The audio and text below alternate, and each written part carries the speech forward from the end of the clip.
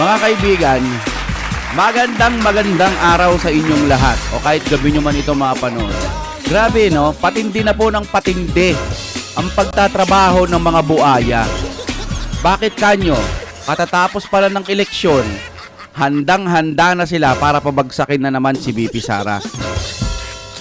Dapat ito na yung pagkakataon ninyo para magtrabaho para ipakita sa taong bayan na sa susunod na eleksyon ay karapat-dapat kayo. Hindi ho kasi sapat lang yung 1 taon, 2 taon, 3 taon, hindi pa nga sapat yan eh. Ipakita nyo naman na talagang karapat-dapat kayo. Hindi yung kauupo nyo lang, dakdak agad kayo ng dakdak, paninira agad sa Duterte ang ginagawa ninyo. Nakakahiya, no? Pagkatapos nyong mahalal, ayan agad ang aatupagin ninyo. Wala talaga, no? Mga taragis talaga sila, no? Okay, ito pong ating gagawa ng reaction video ay galing po sa Pinas News Insider. Panonoorin po natin ito at gagawa natin ng reaksyon at opinyon. Lahat na shock sa kamera. Richard Gomez naglabas ng matinding ebidensya sa harap ni Tamba, yari na. Sa akin ay patanong, ano kaya ang meron dito? Samahan niyo ako mga kaibigan.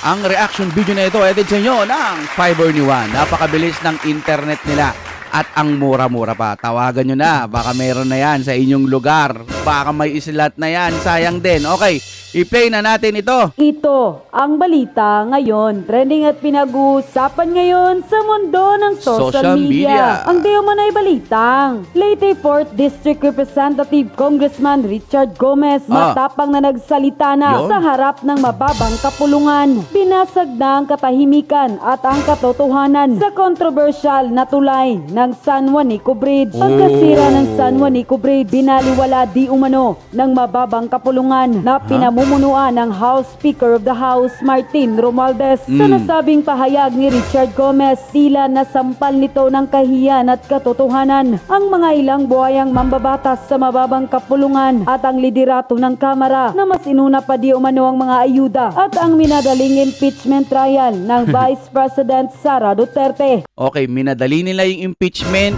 minadali nila yung mga hindi dapat. Ngayon, may budget pa ba para sa pagpapagawa ng mga tulay? Kung sakaling sira yung tulay, ha? Kasi parang nangangamoy corruption din yan, eh. Nangangamoy, ha? Nangangamoy. Kaysa unahin di umano ang mas importanteng mga proyekto ngayon at tila di umano'y napabayaan na lamang at inuna pa ang kanilang mga sariling interes at mga pansariling pangarap. Yun nga eh, sa akin, nakakagago. Gago ka ba? Uunahin mo pagpapabagsak kay VP Sara, nagagalit na yung taong bayan. Yan ang dahilan kung bakit natalo din yung iba. Pababagsakin mo, VP Sara? Uubos kayo ng ilang taon para lang pabagsakin si VP Sara o ang mga Duterte? Makakabuti ba sa bayan? Hindi. Imbes na tumulong na lang kayong paunlarin ang ating bansa, pagpapabagsak pa at pagbibigay ng ayuda ang ginagawa ninyo. Pag naubos ang ayuda, ano na? Minsan, ako, tagal na ako nagbablog dito. Naisip ko, ano ba tong mga ibang nakaupo na tatanga-tanga lang, no? Hindi nagtatrabaho, magsasalita laban sa Duterte. Akala mo naman may nagawa sa bansa. Akala mo naman may nagawa doon sa lokal nila. Wala naman. Grabe, no? Ang tatanga. Kapag binabanatan mo si VP Sara, ang lumalabas, ikaw po ang nakakawawa dahil lumiliit ang tsansa mong manalo at lumalaki ang tsansang ayawan ka ng mga kababayan mo dahil sa pag-hate kay VP Sara.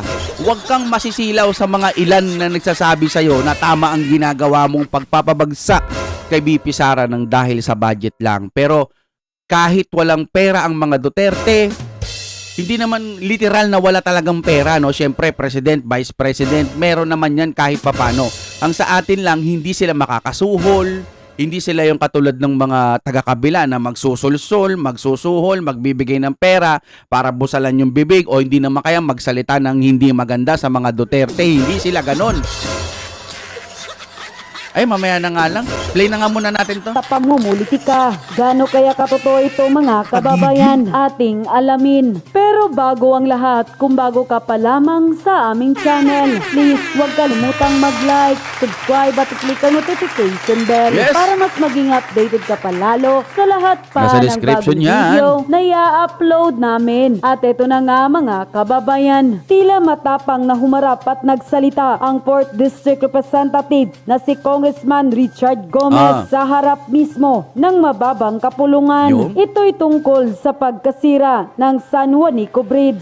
Narito Nako, ang full eto na video kung saan tila binulabog ng Leyte 4th District Representative Congressman Richard Gomez ang kamera sa liderato ni Martin Romualdez tungkol sa kontrobersyal na San Juanico Bridge na tila binaliwala di umano ng Kongreso. Pagkasira ng San Juanico Bridge, matagal nang ipinagbigay alam ng DPWH, ngunit hindi umano binigyan ng pansin at budget ayon pa sa matapang Nako. na pahayag ni Congressman Grabe, Richard Gomez. Panoorin ang full video. Teka. Sir, saglit lang po, saglit lang. So, ibig sabihin, matagal na palang hinihilingan na gawin yan. No? Binabaliwala. Kumbaga, mas inuuna yung ayu-ayuda. Yung mga kababayan naman natin na nangangailangan, kakapit din eh. Kailangan talaga, wala tayong magagawa. Pero pansinin ninyo ha, sa pagbibigay ng ayuda, madumi pa rin ang mga kanal ninyo, sira-sira pa rin yung mga kalsada ninyo dyan, wala pa rin mga nagagawang tulay dyan, hindi maaayos yung mga daanan nyo, puro ayuda lang ang dumarating sa inyo. So papasok ka ng trabaho, may hirapan kang maglakad papunta doon, traffic, etc., bako-bako, hindi mo alam kung saan ka pupunta. No. Dulas-dulas, baha-baha. Yun dapat ang unahin. Yung ginhawa ng mga kababayan natin para makapagtrabaho sila ng maayos. Hindi yung nanganganga na lang tapos ayuda, di ba? Diyos ko naman. Once a part of the RDC 8 when I was mayor of Ormoc Excuse. City. And Maganda to. on a yearly basis, all the problems na kinakailangan natin na ponduhan kung mayroong problema, ito ay laging tinitake up sa RDC. So yung mga regional offices, kung anong kailangan nila, inire-report po yun. Yun. I just feel bad that parang pinagbibintangan natin dito ngayon na meron neglect on DPWH. Because Ay. in the last RDC, Mr. Speaker, it was brought up that every year, DPWH will report kung ano yung kailangan ayusin sa atin. Yun. And also, andun lagi ang San Juanico Bridge. Ah. It is in the RDC report, if we will take a look at it. Mr. Speaker. So in this investigation that you want to happen, I don't know kung matutuloy pa to this coming week or pagpasok na natin ng 20th Congress, they will tell you na every year, never sila nagka-remiss sa pag-report, sa pagsabi na ang San Juanico Bridge, kinakailangan ng i-retrofit, kailangan ng repair, kailangan ng annual maintenance. Siguro, maganda rin, Mr. Speaker, tignan natin yung sarili natin dito sa Kongreso. Bakit hindi natin napondohan Ayun. yung nire-request nila? Paano ang inaatupag nila dyan? Puro hearing kung paano pababagsakin ng Duterte. Madalas. Nakikita ho natin yan, ha? Why I'm speaking here today is because yung problema ng San Juanico, that is 110 kilometers away from Ormoc City, nararamdaman din namin yan. Ngayon lang kami nagkakaroon ng pila ng truck sa loob ng Ormoc City. And when they stay in Ormoc City, we don't have ready restrooms for them. Saan sila nagdudumi? Sa tabi-tabi. Yun. It is also affecting the health and cleanliness of our city in Ormoc. So in this coming investigation, Congressman Asidre, please take note that the RDC report, every year, merong nire-report na merong pangangailangan ang DPWH with regards to maintenance, repair, and annual checkup of the San Juanico Bridge. Ayun.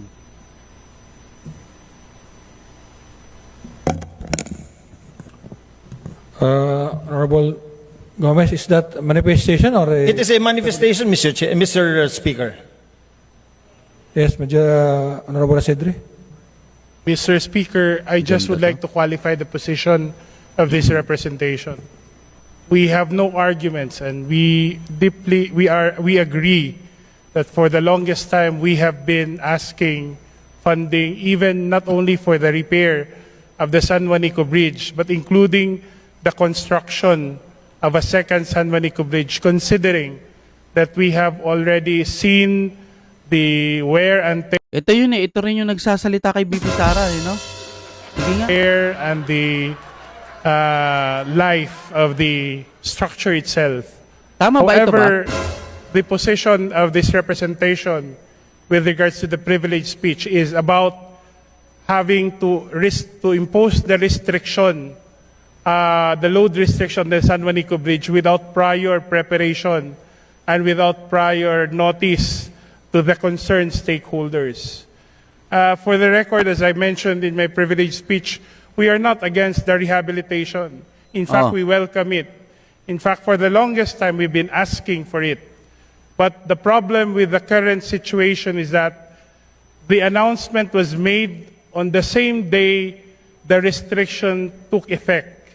And in that case, as the honorable colleague from Ormoc has mentioned, Congressman Gomez has mentioned, not everyone is ready to address the consequences with the changes in terms of alternative maritime routes, in terms of So sa pagkakaintindi ko, nag-i-English kasi, no? Parang maraming dahilan o mahirap desisyonan yung pag-aayos po ng San Juanico Bridge. Tama ba? Mahina kasi ako sa English eh. Parang ganun ba tinutukoy nito? Kasi parang may mga the maaapektuhan. adjustment in the traffic, and even as mentioned earlier, even the sanitation and the other services needed for the truckers. I think it's important to qualify that our concern stems from this. Because as mentioned earlier by the Honorable Garin, this is a matter that did not happen overnight. This is something that could have been avoided. Preparations could have been made earlier. The moment DPWDH felt that they needed to take in a consultant to make an structural integrity assessment of the bridge, should have started the need to draw contingency plans. It should have already beckoned DPWH to consider the worst scenario, so that in case a situation would have been recommended that would warrant the restrictions on the bridge, then there would be a minimal disruption to the movements of goods and peoples as well as services from the islands of Leyte to Samar.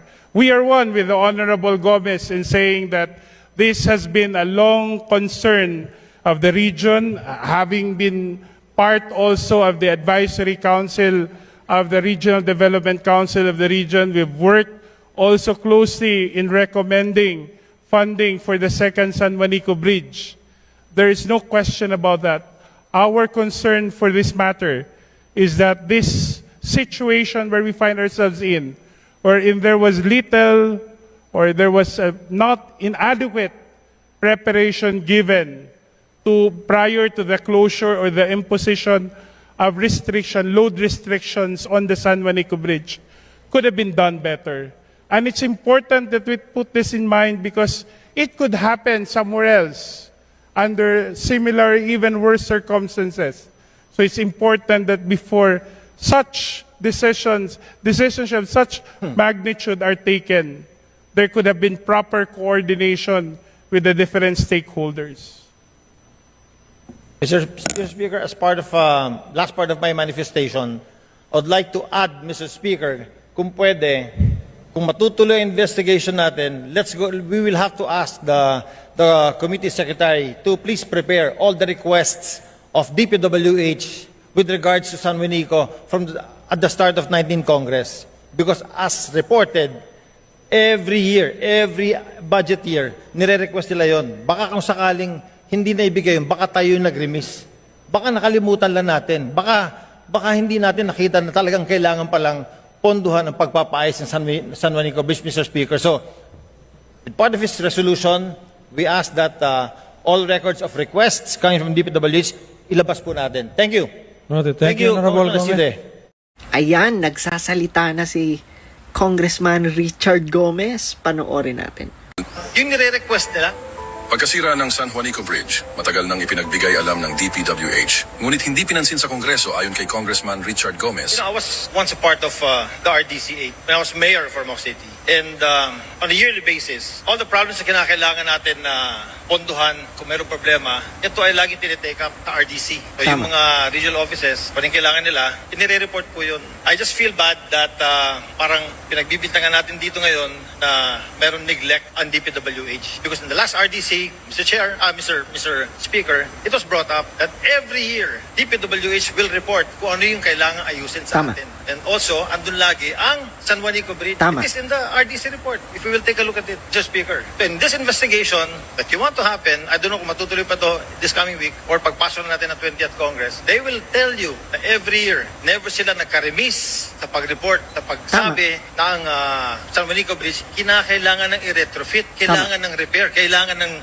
annual maintenance. Tama. Siguro, maganda rin, Mr. Speaker, tignan natin yung sarili natin dito. Boom. Sa Kongreso. Bakit hindi natin napondohan Boom. yung nire-request nila? Boom. Why I'm speaking here today is because yung problema ng San Juanico, that is 110 kilometers away from Ormoc City, nararamdaman din namin yan. Yan. Ngayon lang kami nagkakaroon ng pila ng truck sa loob ng Ormoc City.